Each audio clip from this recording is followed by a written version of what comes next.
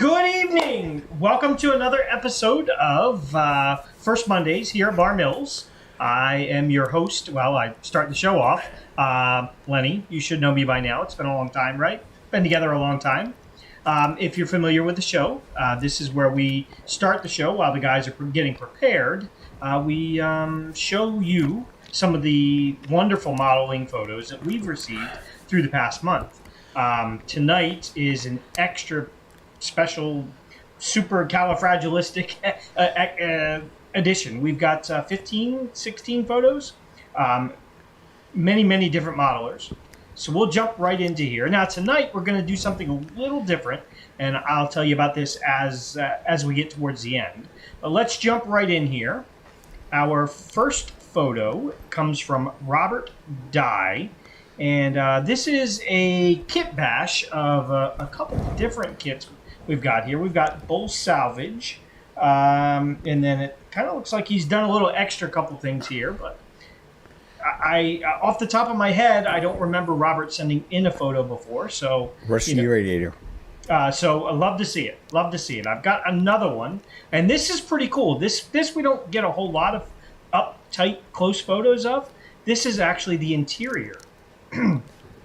Now, if you've been modeling for any amount of time, interiors are kind of a pain in the butt, but it always adds that special touch. And as you could see on the first photo, this is kind of giving you a see-through. Really get into the actual into the structure. Next up, we have Bill Sexton, and he sent a photo of his HO scale Jerry's. Now, we are starting to see a lot of photos of this structure filter in, which I love to see. This is a kit that we put out, not to feel old, but almost 2 years ago now. And this one here is a little special because if you notice, if you look real close, this one is actually, it's got lights. The whole deal. Even has the checker set off there to the side. This is actually one of my favorite smaller structures that we've done in recent memory, just because, you can do a lot of things with this structure, and you can really tell a story, but kind of make it your own story. Next up, long time, many time, we have Dan Lutz with his version of the HO scale Majestic. Now, Dan, if you've ever, watched the show, you've seen his photos make this part of the show quite often. Wonderful modeling. Awesome job, as always, Dan. Now, this is kind of a little beat up. We see it fresh, new, like it was built yesterday, and then we've had versions where they were half burnt down. And this is kind of in between, so it's nice to see. If you take a look at the lifted clapboards, everything that Dan does is good, and this is just another fine example of that. Next up, another long time, many time, is the Dock House from Scott Chartier. Now, we doctored the photo up a little bit just because, why not? We like to have a little bit of fun. Now, this is, as I said, the Dock House. If you're familiar with this structure, it's been around for, to date myself again, probably a decade or so. This originally came out as a one structure in a 4-structure kit that we did 2012. This was in a kind of like a cousin kit to the Cundy Village. This was the Cundy Harbor. We still sell these structures, just not all 4 together. But again, great job, Scott. Next up, we've got here Jim Reese, Downtown Garage. Now, this is another fairly recent kit, and we are starting to get more and more photos of this structure. Again, love to see it. This is a very, very fun structure to build. It's not that complicated, but it's impressive when you're done. It's kind of got a unique footprint. As you'll notice in this scene, it's kind of at a convergence of 2 different roads. This gives you an opportunity to really kind of mix things up on your diorama or your layout, but really be able to have a scene that has a lot going on in, you know, a unique shape, as I said. Our next photo is Michael Allen, and he sent us his N-scale TJ Rileys. Again, another structure that originally started out as an HO scale limited run kit, and then we did it in N scale. And you know, this is a really, really great N scale structure. You know, it's not a huge footprint, but again, you know, as a common theme, you can really tell a story in a smaller footprint. I mean, you know, this could be anything. But as you notice, he's done a really, really good job here. Actually, it looks like he just pulled it out of the box. I'm just kidding. No, he worked really hard on this, and you can tell. Let's see here. Next up, we've got multiple photos from, you know, a couple different people. We've got Bruce Kutch. Now, this is special because this is O-scale. And, you know, we've got a lot of O-scale modelers out there, but not too many of you are sending us photos. Take them. Send them to us. We'd love to see them. First up is his version of the O-scale O-duals.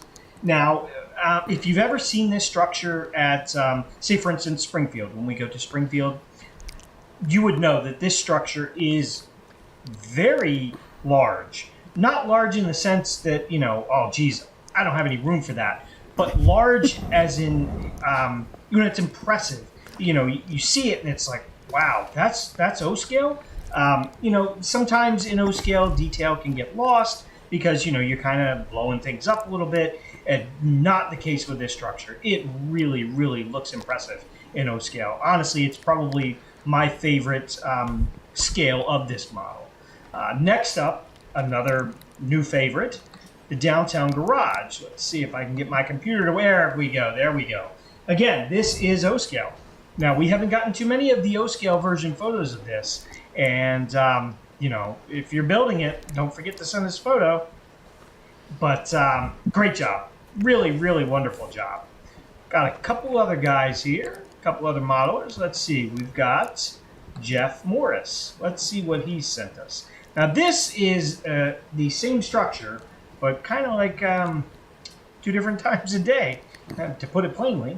We've got the Dumfies during the day. You know, sun just came out. Wonderful job. I mean, look at the detail. Look at the modeling. Look at the awning there to the left of the picture. You know, these are all minor details that honestly don't take that much extra effort, but it adds so much life to your model. You know, it really helps bring the story, you know, out that much more. Now, let's see what this structure looks like at night. Now, look at that. I said earlier, detail, detail, detail on your interior. Now, look at that. That is impressive. If you notice, you don't really have to do a lot. You know, a lot of interior details can literally be something you find on the internet, print out, and slap on the wall inside. You can use that, you know, if you've ever been to our facility, we have quite a massive S-scale layout. Yeah, S-scale. I said S-scale. Don't hate. S-scale layout, and we use this a lot. Everything has, you know, a little bit of interior detail. And like I said, you don't really have to do a whole lot. It can literally be as simple as printing something out, gluing it on the wall in the back, and you're going to catch people's eye, kind of tell a story without having to do a whole lot of work. Next up, we have, let's see here, our last folder of photos, John Greenwood. Now, I've got quite a few photos here from John. Let's start out with longtime favorite, Wicked Wandas. Wonderful kit. This is a structure that we get a lot of photos of, and keep sending them. Keep sending them. Next up, we actually have a full scene from him. Now, you'll notice there is all kinds of structures in here. This is N scale. So you'll see the TJ Rileys, you'll see the Salinas Tavern off to the right, and then right there on the waterfront is Waterfront Willie's. Although he has renamed it to just Johnny's. Hey, why not? Love to see the special touches. Australia. Now, next up, we've got a close-up photo right there of Just Johnny's. Looks great. Really, I mean the detailing, the weathering, everything about it, even the water looks pretty good. And if you've ever done anything with modeling water, you know how difficult that is. Let's see what we've got here. Next up from him, we have Jeffrey's Point. Now, this is an awesome end scale structure. This only comes in end scale, and quite frankly, we haven't had a whole lot of photos. I know a lot of you end scale modelers have purchased this kit, so when you get done, send it to us. Yeah. Now, the thing that is special about John is, we've been around for a long time. As you can tell, I don't quite have as much hair anymore. We've been around for a long time.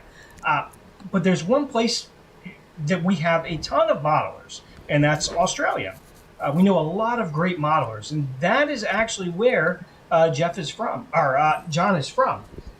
If you notice, maybe I shouldn't have, send him an email, he'll love it. No, I'm kidding. Don't send him an email. Anyway, so if you're from, far, far away over there in Australia, we'd love to see your photos. We have modelers all over the world, and we love to see photos from all over the world because, what John sees on a daily basis is very different than what we see here in New England every afternoon. So, we like to see the different perspectives and, all the different attitudes, the different modeling ideas. So if you're in Thailand or if you're in Canada, we want your photos. We'd love to see it. All right, I think I've rambled enough. I think we'll head over to the gentleman. I use that term loosely. He must mean us. Isn't that right, Gracie? Yeah, right. Anyhow, welcome to Bar Mills on this chilly Monday evening. It was a warm start to an otherwise chilly day today. I'm here with Jack Ellis, of course, our master, I'm not going to say that, master builder. Pretty close. And we're going to be sharing a lot of fun things today. Among other things let me get this off my chest right away before we get too far into this. Number one, thank you for all the great photos. You get me really busy, putting these together and putting them in a folder and trying to make sure everything works here because this is live and of course things happen live. But we are picking out, and I'm going to have Lenny read this out. Lenny's going to read this out to you in a moment. Let me explain what's happening. We always try to do a little something friendly, give away a little something to support the hobby, just like you guys support us. In this case, we've given our Bar Mills hats out for a while. And this is not going to be one of those. So if you have photos and we'd pick a random name, no Bar Mills hat for you, not tonight. What we are going to do is pick out 5. And you understand this is random, especially I had chili tonight. Sorry about that. Especially with so many photos. We're going to pick out 5 names. Now, you have to get back to us on this right away. Each of the 5 names that we pick from the photos that we've had come in is going to get oh, my God. Nancy really killed me on chili tonight. We're going to get a... Yeah, keep it to yourself. Keep it. I like to. Yeah, please. Each of you will get, of the 5 names, will each get a $20, but you can call it a gift certificate or a credit that we will send to you an email. You'll have to contact us. Now, I don't know who's going to get this yet. Lenny has a little thing going on in the background. It's a little more complex than usual, one name. So, Lenny, how are we doing with that, sir? How close are we? I will have them for you in 2 seconds. What do you think of the pictures tonight? Yeah, some really nice pictures. Really well done. And nice to see not only great HO scale, but a generous assortment of N scale and O scale by Bruce Kutch was in there with O scale. Good mix. Yeah, good mix. The Aussie's a great modelist to no small extent. And now I get... There you go. Thank you. We're going to announce the winners of tonight's whatever. Whatever. This is not the Oscars here. We're going... Yep. Where's the envelope? Yeah, where's the envelope? Here's the envelope. Keep it on Funkin' Wagnall's porch? Actually, first, now, there are 5 of you, okay? So if you're listening, please get to us with your email, and this way we can respond by email with a numbered, because the certificates are numbered and coded, so you can use them when you purchase anything online. First one, oddly enough, is John from Australia. So, John, you're getting a $20 credit certificate. Are we still on? Okay. Then we have Bill. Which one's Bill? Is that Bill? That's a great model. Bill Sexton, right? Yep. Great model. I just could. That was the Jerry's, wasn't it? Was it not? Yep. Right. Then we have Michael Allen, who submitted a couple things to us. I think he did the Dockhouse, but maybe I'm wrong. Then we have Robert, and I have to admit by first name I'm a little more vague. Robert Dye. Oh, Bob Dye. Robert, who's on tonight, because I saw you on there, Rob. And then we have Bruce, the O-scaler. So we have the N-scaler, an O-scaler, and a bunch of HO guys. And each of you will be receiving a $20 certificate from Bar Mills. So the $20 certificate for the I and N scale, he gets to buy O scale stuff? Yeah, Only? that's it. As a reminder, use the email, not Facebook, not Yeah, Yeah. If you contact us by Facebook, it's a common misconception that somehow we respond to Facebook. We don't. It's a social media thing. I look at it to see. It's the only way I get a chance to see pictures of my grandkids, it seems. I'm sure I'm not the only one like that. Give them the email address. Well, the email address is barmillsmodels@yahoo.com, but they all know that, Jack. Maybe. They probably do. Yeah, well, we'll make sure they do. We have a lot of stuff going on tonight. Jack has got a clinic. We have a great guest speaker tonight, Jim Wells from Fantasonics. And we do have a couple things, Jack, that we should mention, things that happened over the last 30 days. And one was the passing of Jim Sacco from City Classics.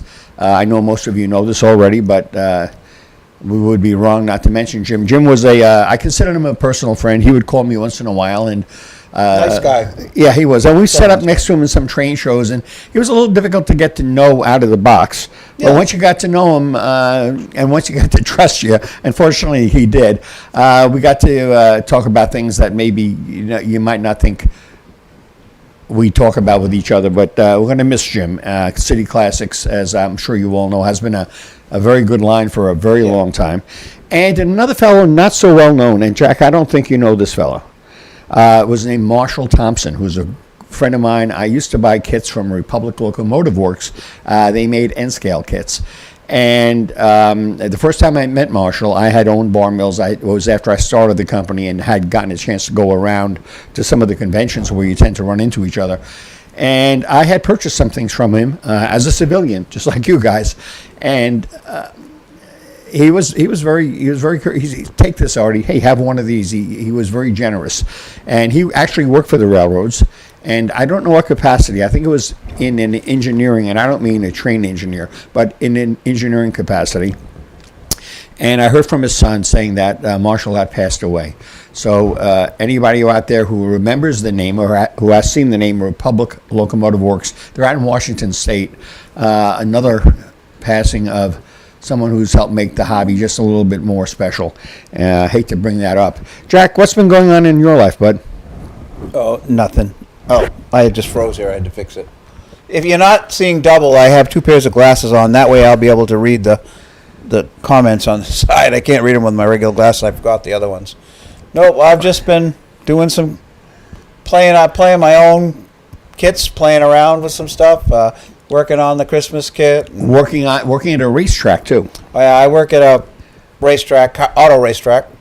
They're cars and motorcycles. I have a great time. We had opened up. We're got people going full board now. So Over in New Hampshire. in New Hampshire, yep. Yeah, Nancy and myself, we went on a cruise about 3 weeks ago, just a cheap one out of Bayonne, New Jersey. I liked it so much we're going again in 2 weeks. So it's been a long time since we've been able to get out and have somebody cook for us. We're also set up at camp. We're on Lake Winnipesaukee, as you know, in New Hampshire with our camper. And camping season here opened yesterday. Well, Sunday for us. Yesterday. 2 days ago, whenever it was.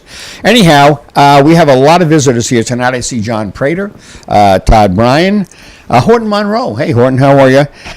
Steve Moskin, a lot of very familiar names. I know most of you guys see these shows after the fact, and you don't really converse with us live. But as usual, if you have any questions, Anthony Borden, I know, I saw that. Clark Kooning. Oh, is Clark on? Yeah, Pat's on. Pat Buffalino. Yeah. Okay, great. Frank Bernard says, hi, everyone. Frank Bernard, one of our builders. I don't know, who's Profklyzir? Is that an Aussie? Can it be John our N-scale builder? I don't know.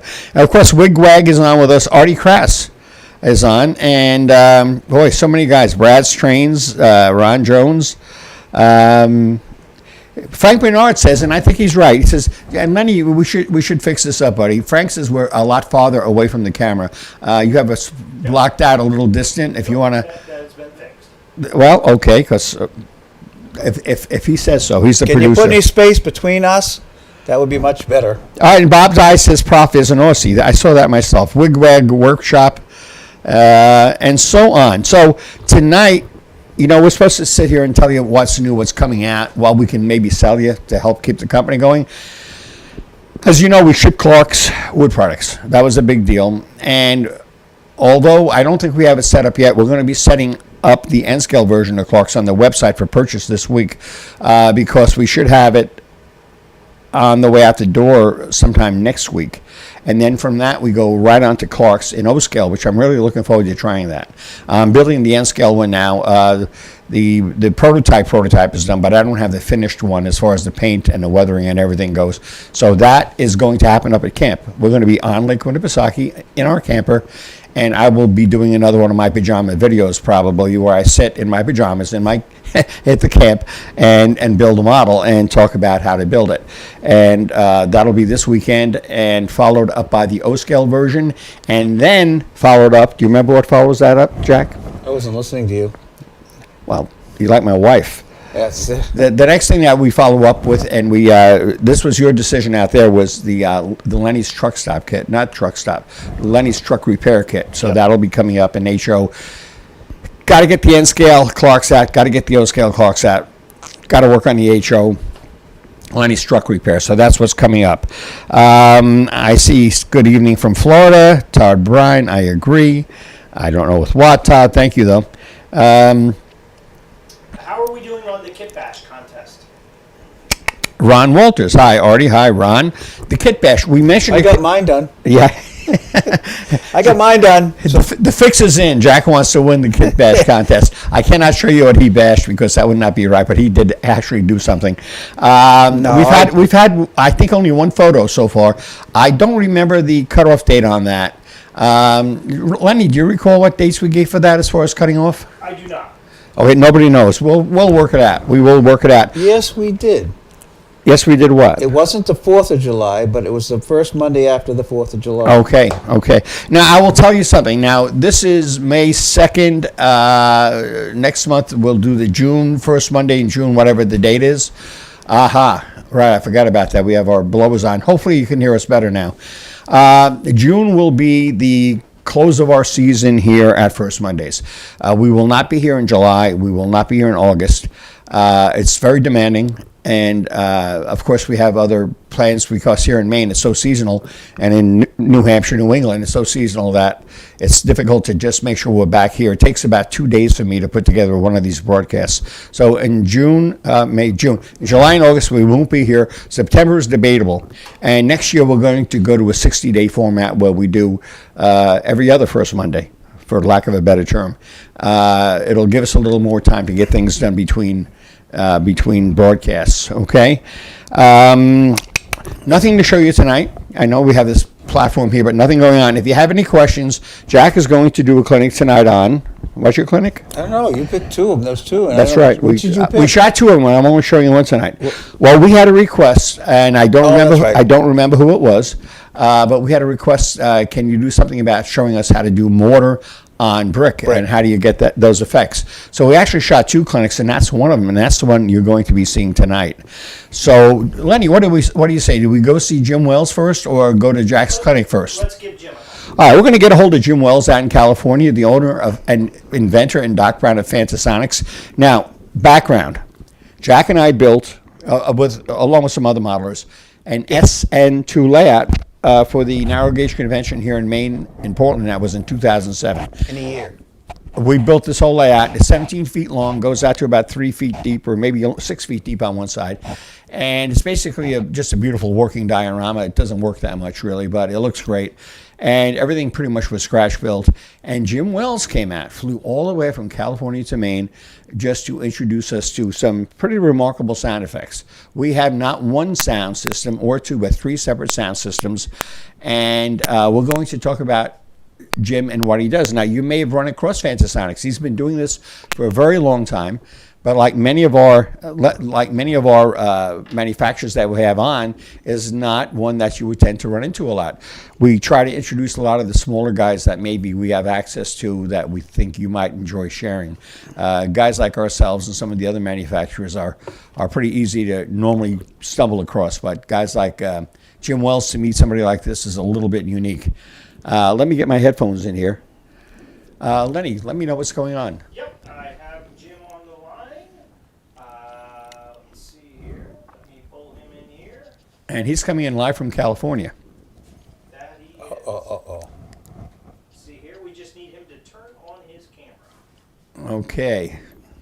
So you should be able to hear him now. Jim, can you hear me? I can hear you great. I understand on the way out you may not be able to hear me great, but as long as you can hear me at all, that's close enough, okay? You've got to do something about the sound in my end. I can hear your voice, I can't hear what you're saying. Oh my. Oh boy. Turn up your volume a little bit and see if that'll help you. 1, 2, 1, 2, 3. Maybe it's a little low. Volume's maxed out. Oh boy, audio guy, I can't hear. You can't hear me at all. Okay. Well, we're going to take a minute here. Jim, do your best. I'll speak slowly. And All right, let's give it a go. all right. Lenny, do we have some photos? Yep. Lenny is going to put on some photos. Jim, why don't you just tell us a little something about Fantasonics, the history of it, and what it's all about? Okay, Panasonic's engineering was in 1979 started to do sound for the theme parks. That's what we did in the 80s. Kind of semi-retired. Started working on my layout and started doing sound for my layout. I said I got to share this with the hobby group. That's what it off and started it up and then worked it to scale. Well, how is the part of the part of the hobby you're into, the sound aspect of it, changed over the last 20 years or so? Well,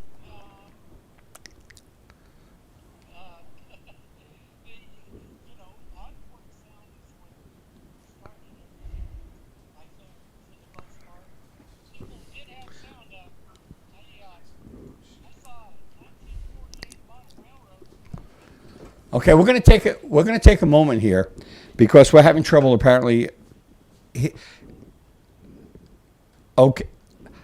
I know you guys can't hear Jim. I can. He's speaking to me. So give us a second here. We're going to see if we can reconnect here.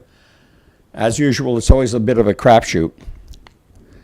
Jim, hold on a minute because we're having trouble getting you on this end, okay? Anyhow, as Jim was saying, he's been doing this for a long time. He started out doing amusement parks. I'm hoping we get some video up here as well as some sound, Lenny. I'm going to try to give him a call right back. We're going to re-Skype him right now. If anybody has any questions about this, it's a good time to ask. Like I say, we actually have this on our SN2 layout, the Wharf Street layout that you may have seen. No audio from the guest. Cannot hear guest. Cannot hear guest. Okay. Let's see what we can do here. If this doesn't work, we're going to go right to Jack's video and then see if we can work it out with Jim behind the scenes. Okay. Okay, so let's try this again. Go ahead and talk to Jim. I know he cannot hear us, and I can hear him great, but he cannot hear us at all. Okay, I tell you what, we're going to do is we're going to take a break, and we're going to go instead, and we're going to go across Jack's video, and I'll try to get Jim on the phone and give him a holler.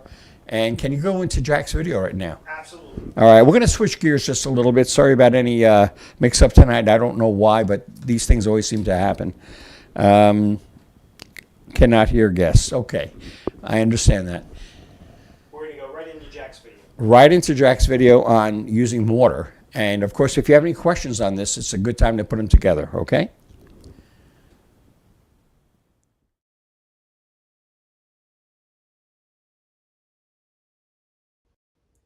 Yeah, welcome to Bar Mills, Our clinic today is going to be on mortaring brick. We're going to look at it on MDF. We're going to look on it plastic.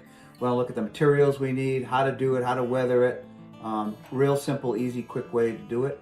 So with that, we'll start and move on, and let's look at some of the parts of stuff we're going to use. I'm going to start this clinic with going over the colors of bricks that we're going to use. Depending upon the area in the country that you live, we're going to have red brick or orange brick or dark red brick. It all depends upon the clay that's used in the brick.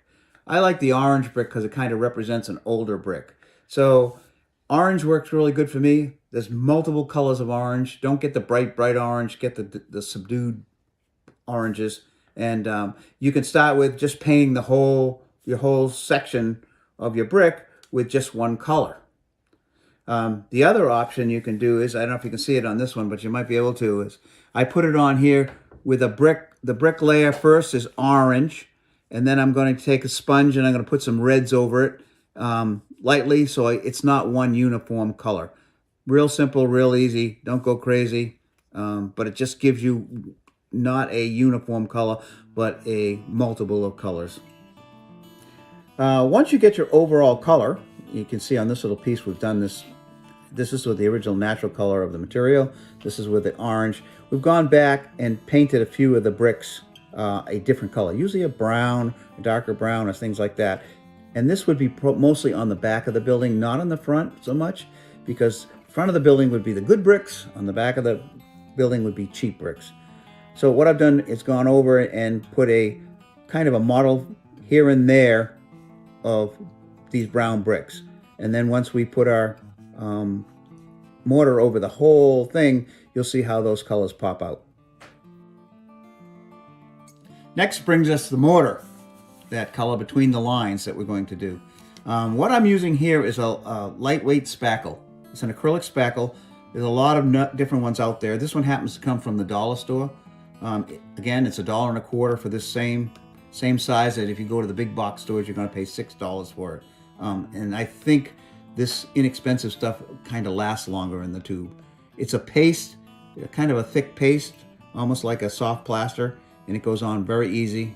It comes with 5 applicators, 1, 2, 3, 4, 5. They work really well and they clean up good. So let's put some on and I'll show you what it looks like. The acrylic stuff is like a soft paste. And what you do is I just grab a little, sometimes on my finger, like this. Then we're going to take it and we're just going to rub it in, like this. All right?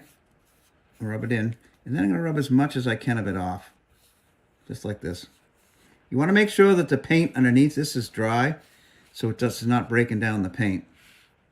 And that's how fast you can mortar the whole wall. The nice thing about this stuff is that once it dries, you give it a chance to dry, we can then use some ink and alcohol and stain it. So if I want a dark mortar, I can do a dark mortar. If I want a light mortar, I can keep it light. The next step we're going to talk about is weathering the brick. You can leave the brick alone if you want and just leave it with the, the blah, plain brick look. But I think a little weathering doesn't hurt.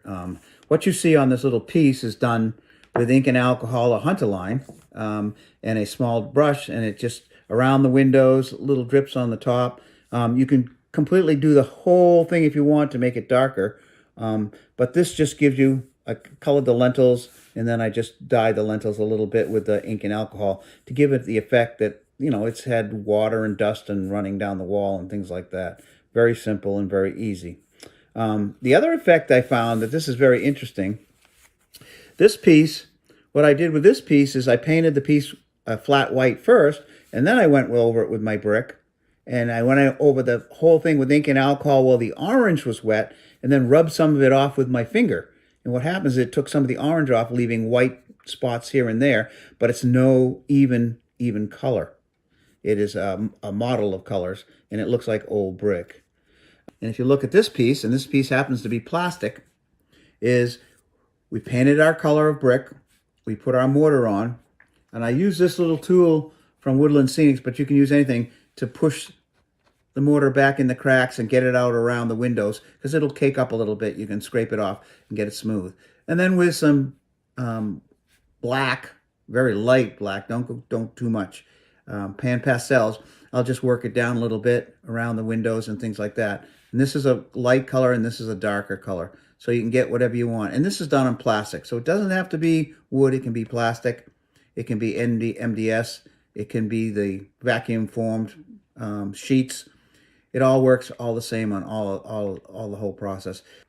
When you're working with the ink and alcohol or the Hunter line, you want to make sure that all your paints and your mortar stuff is dry, so you're not diluting them or wiping them out. The other thing you're looking at here is a blank wall, no windows, very little color.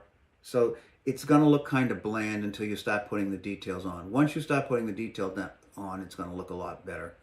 The other thing is if you have a little piece of material, something like this, you want to work it, try it and see what techniques you want to use.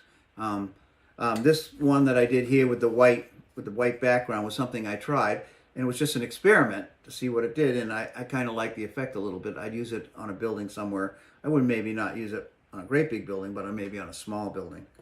So I try these things on little bits of material, and that shows me exactly what I want.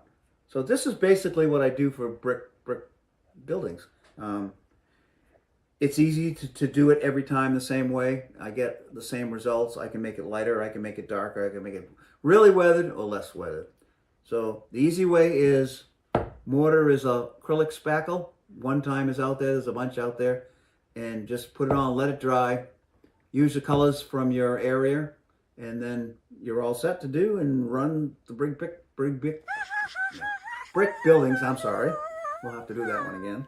And then add your details and you're going to see it pop. So this is a quick overview. This isn't the only way to do it. This is the way I like to do it. Kind of makes it easy. Remember, the one-time spackle is easy to get, easy to work with. You can actually get it off if you have to. You can scrape it off. So you remember that you want to get the spackle. You want to use the color of the paint for your area or the country, for your brick colors. Get some pan pastels or chalks, little ink and alcohol or Hunter line, and go to town. Make it look the way you want it to look. Remember, try a test piece first. It's easy to find a small test piece. Try it, get the colors you're looking for, and then do the whole thing. And then you're going to come out the way you want it to come out. So thanks for watching.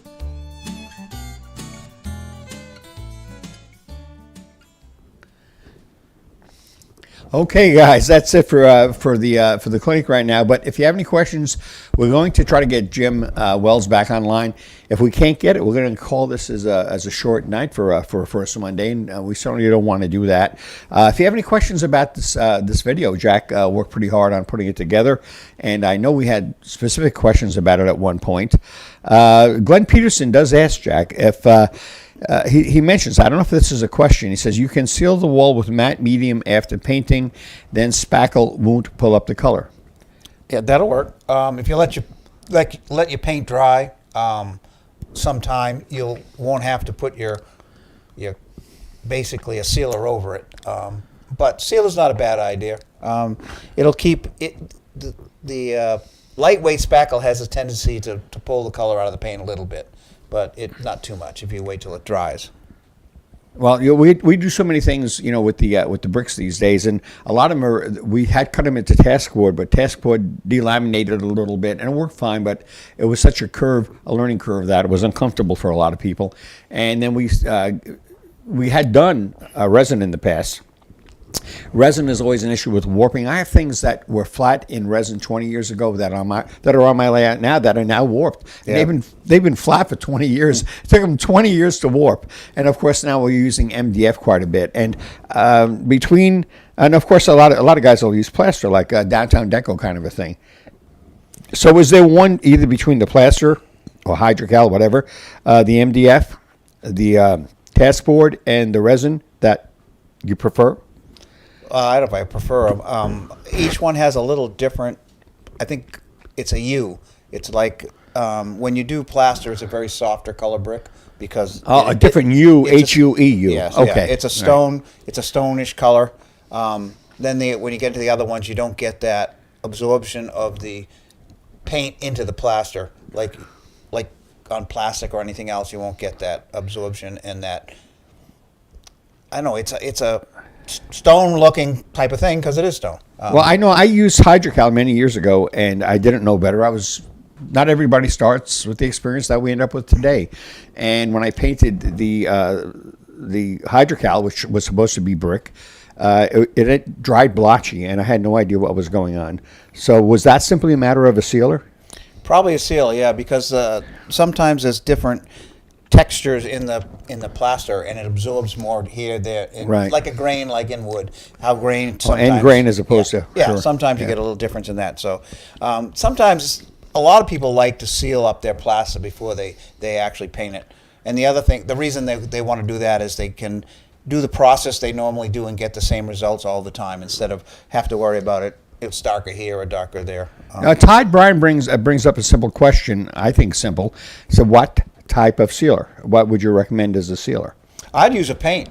I really would. I would use maybe a We're white. talking about an acrylic and not a solvent base, I assume. You can use a primer. Primer's fine. You saw in the video where that one, I did one where I painted it a flat white, and then I painted over, and then I used ink and alcohol, and I just rubbed it with my thumb to rub away some of the paint. And it gave it a texture of some white bricks, some dark bricks. Very simple. And I just used a flat white as my first primer. Now, I'll read this for you because you have the double glasses on. I see I on can your read it. computer, says, in the past, I used some diluted paint and some paint thinner, and used an eyedropper to spread the liquid onto the cracks between the bricks. I tried to use paint that was too white. Mortar should be a bit gray, though. And that's Tom Schenefeld, I believe. I'm reading. Jack is monitoring, so you know how it works. Jack monitors Facebook. I monitor YouTube questions. So to answer Tom's question is this. I used to do it this way too. Diluted. I would actually wipe it all. I put it all over the wall, and then I would wipe it off with a soft cloth, which would just take the stuff off the top of the brick and leave it in the mortar groove lines. I found out too that later on I can go back with either ink and alcohol or hunter liner or a diluted alcohol color, and I can actually change the mortar to a different color. And the same thing with this light spackle. Let it completely dry. It then can be stained with the ink and alcohol if you want a light gray or even a brown. You can get a brown mortar if you want. It works pretty well. So. You do have to be very careful with making sure you have enough interior bracing on, especially on some surfaces. Not so much with a piece of hydrocal, maybe, but even on resin, it's very important that you firm it up so it doesn't tend to warp 20 years from now. Yeah. We did have Ron Scannell. He's talking about Graves Elevator, one of the structures we had done with masonry walls. Had a stucco wall in that case. And he wanted to know how you did that, Jack. But, you know, when I'm thinking of stucco walls, I'm also thinking of secklers. Now, secklers we made out of MDF. Graves Elevator we made out of taskboard. Right. Is it the same process for MDF and taskboard, or do you think there's a difference? I think and how do you go about, reproducing stucco walls like that? All right, I think I use this. It's basically the same process on both of those types of material. There's a couple ways to do it. If you use a very thick, basically acrylic paint, you can stipple it on with the brush, which means by dabbing it with the brush, leaving it a little rough texture on it, and then you can smooth it a little bit out and make it look like they troweled it on. You can do it that way. If you want a little more of the sandy texture, there's a product that's made by Plaid. It's called Suede. You can get it like Michael's or the big stores. It comes in a little bottle about that big. You can just paint it on, and because it has pumice right in the material, it ends up with a sandy finish. Real simple to do. You can then paint over it if you want. If you don't like the color that you could find of the suede, you can paint it any color you want over, and it still maintains that sandy, rough texture. Very simple, very easy. I know I had used a spray can of paint that was probably by Rust-Oleum. They have them these days, so it's they're metal finishers or whatever they are, but they're basically textures in a certain color, which we can easily paint over the top of. But typically on a stucco, it's granular. It's not quite what you're going to be looking for in a reticulated kind of a metal or stone finish. So you have to be a little more. I mean, there's a lot out there, but not everything works for everything. It all depends upon the scale too. That's true. Yeah. Yeah. Some of the grains in the material get too big for even sometimes HO. Yeah, That'd yeah. be really terrible, too big for in N-Skill. In N-Skill, I probably would use the stippling with a brush and the thick paint, because then I can control it a little bit easier and make it. I can actually, with a flat blade, I can knock it down if it's too high, and it'll still have some of the texture and it'll look like somebody troweled it on. But then you've got the elephant in the room. You have the fact that you have to make sure that you make room for your windows. Yeah. Depending on what you're using, because if you apply a texture over a whole wall surface and then you go to put in a window, the window may sit proud because of the viscous nature of the stucco in this case we're talking about. So what you'd have to do is, in some cases, especially in larger scales, mask around the window openings a little bit so they're protected from the spray, and then peel them off. And this way the windows will recess just a little bit. Or am I wrong about that? You could do it that way, yep. Again, it's a masonry building. So if you were true to a masonry building, they don't have any sash around the windows. And if you have a plastic window, the easiest way to do it is to take your window, turn it upside down, and put it from the inside to the outside, and then glaze it backwards, and you now have a masonry window. Very simply, use the same windows, just flip them upside down and put them in from the back.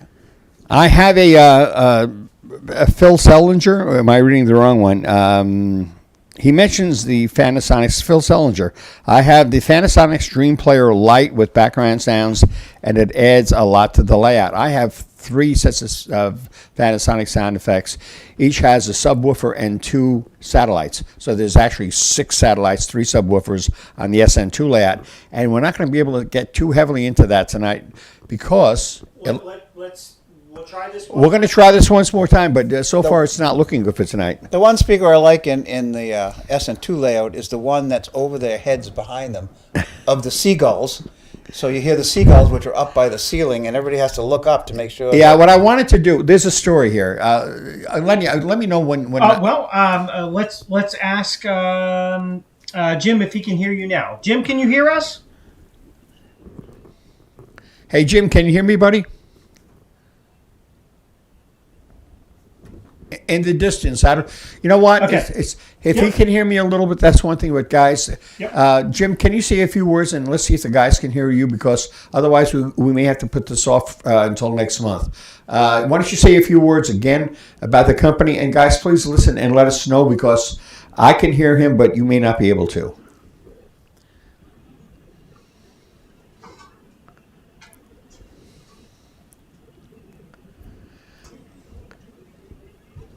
Well, so far I haven't gotten anyone typing anything in, and these guys are pretty aware of these things. So, Ron, Todd, Glenn, all of these, if you can hear Jim, great. If not, we're going to call it for him tonight and just continue on the conversation we had. No, I have. No, I'm getting no audio from Ron Class and okay. Bob Dye. Lenny's going to play with it just for a second more. Go ahead and talk. Okay, who, me or him? Jim, you have to say something, buddy. Let's try this again. Jim, can you say something, please?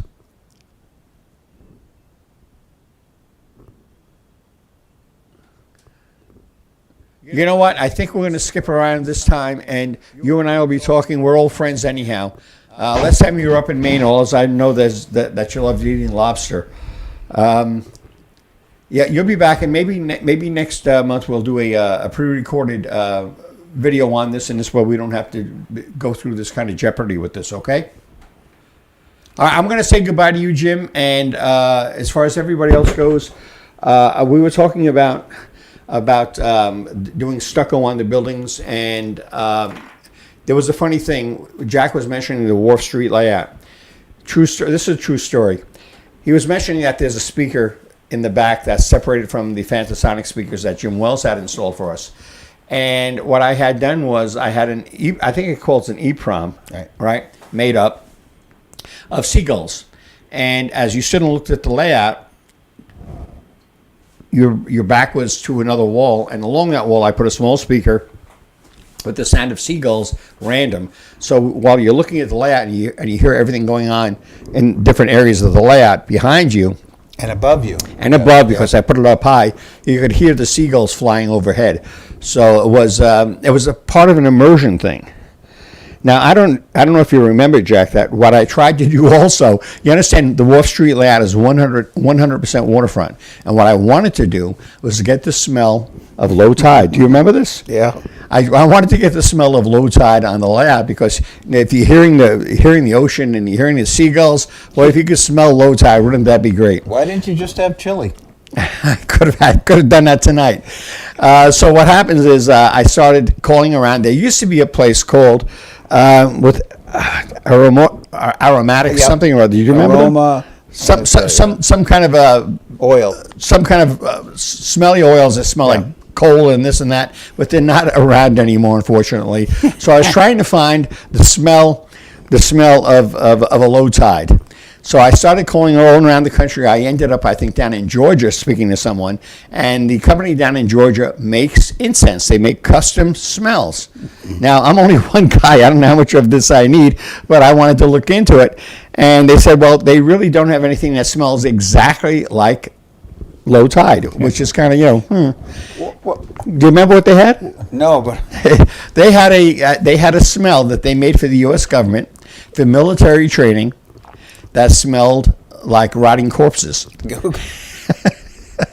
Because they say when they were putting the soldiers through combat training, they wanted to have them experience the whole situation where they're running through and they're shooting their guns and they're aiming at targets, but they also literally smell death around them. And that's where I drew the line because I decided not to buy the rotting corpse smell for my layout.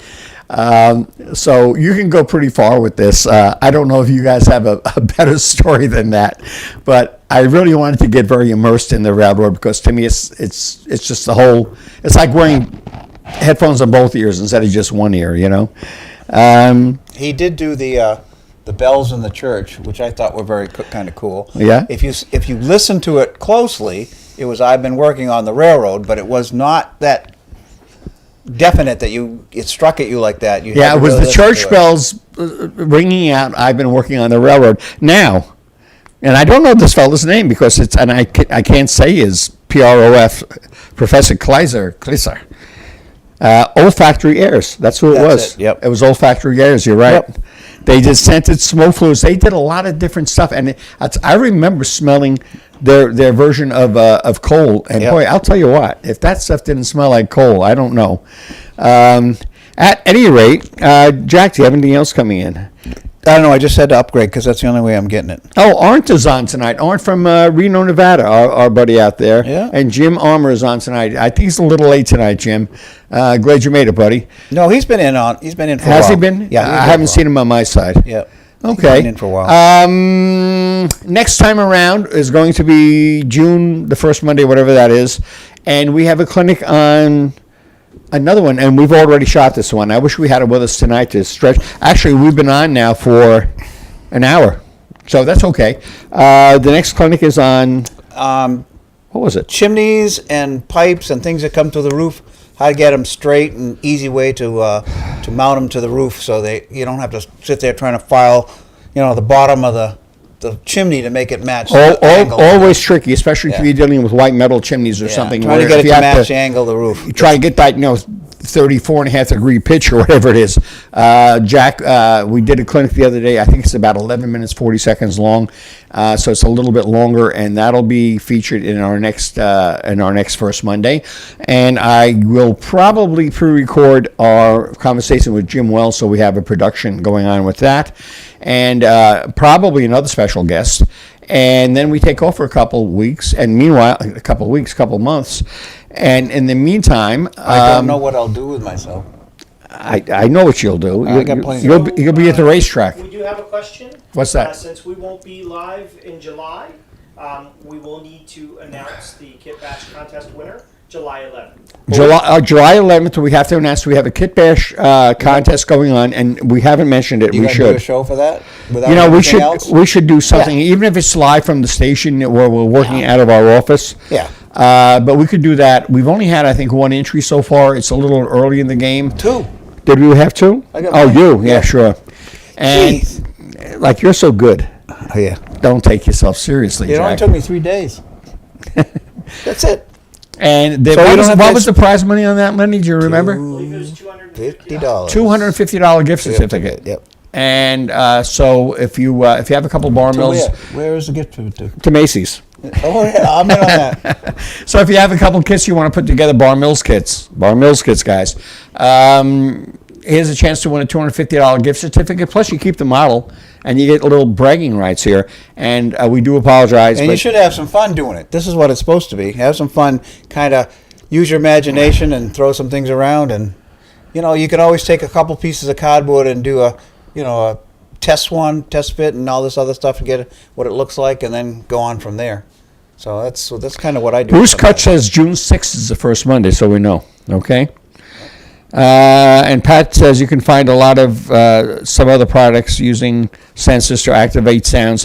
I tell you, Jim Wells has been in this so long. I'm curious. I have some photos that we weren't able to share with you because they were to be presented during our talk tonight, and you have to see what he's doing. It's lanterns that light up and HO scale are that big, and it's kind of the products he makes. It's just very fine detail stuff. Jim is a kind of a throwback to the 60s. You didn't see him. I haven't seen Jim in years, but I just saw a picture of him, and he is from California. he is. He definitely is And from you will California. know he's from California. Absolutely. He looks like Nice guy. He looks like something out of a Robert Crumb comic book, and if you know what that is, you know, and if you don't, well, what are you going to do? So that is it for us tonight. We've been on a full 1 hour, which is pretty good considering that we've actually said nothing. Almost nothing. Almost nothing. Almost nothing. And we appreciate it. Jack, do you have anybody else here just want to... No, there's a bunch of... They all seem to like the clinic, so that's good. That's good. Again, if you have any suggestions on clinics, we can always use them. Either that or we're going to pick them. So if you got something you're interested in and maybe we can help with it, let us know, and you can do it on email too or on the Facebook if somebody's watching. I look at it every once in a while. So hopefully by next month by next week you'll see the N scale clocks coming out, and then the O scale clocks, and maybe by next month we'll have some news on the HO scale, Lenny's truck repair. And there was something else, but man, I forgot. So I think it's going to be it for tonight, Len. A little screw up. I had a good time. Appreciate you all stopping by. And we'll be seeing you for the last time this season, as Bruce Kutch would say, on June 6th, the first Monday. You going to be here? I don't know. The 6th? Who's to Is say? that a Monday? Oh. Is that a Monday? What are the chances? Oh, it's a Monday? Okay. It just happens it's a Monday, which is great. Then it could be like a first Monday. So I say good night to all you, Pat. I know you're out there. Bruce, other names I can't pronounce. And appreciate you joining us tonight. Hopefully you had a good time and you were able to share some ideas. Sorry about Jim Wells. It would have been a great interview, and it still will be, just not tonight. Yeah, we'll get it. Are we set, buddy? We are. So that's it.